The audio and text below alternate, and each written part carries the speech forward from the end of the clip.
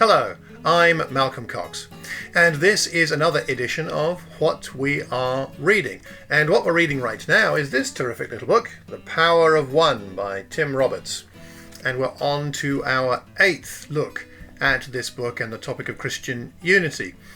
Today we're talking about disagreement.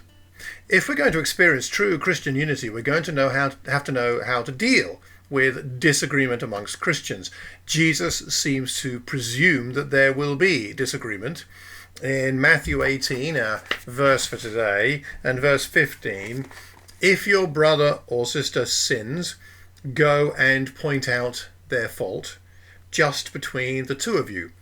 If they listen to you, you have won them over. And that's the goal. That's the dream that Jesus has. If that doesn't work out, there are other instructions in this passage as to what to do with that. But the thing that Tim points out in his book is that Jesus presumes that disagreement will happen based on his experience with his disciples, of course. Well, that's not exactly unexpected.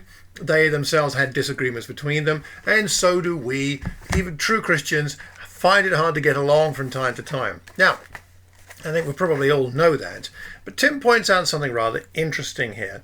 Not just that there will be sin against one another, but this. Let me read from page 109 of the book. We are imperfectly capable of doing and saying the most hurtful, spiteful things to our brothers and sisters, even those we are united with in Christ.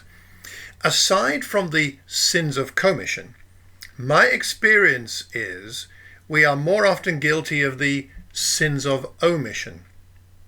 We see a need and we ignore it. We could help and we turn a blind eye. Jesus tells us how to deal with such sins, and I would suggest to you from the outset that his purpose is unity. His goal is a community of his people who know how to stick together.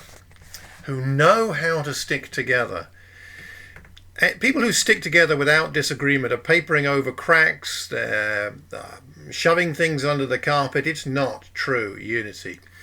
People who stick together and are really truly united are people who have worked through those disagreements and difficulties and who have taken initiative and had the courage to step forward and say, could I help you with this? There seems to be something going on.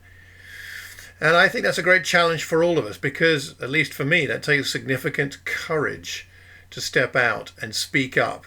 What about you? What helps you? What gives you the strength to do that? We have the instructions here in Matthew 18. We have an understanding of how important it is. But what actually gives us the energy, the conviction, the strength to step out of our comfort zone and get on with resolving our disagreements?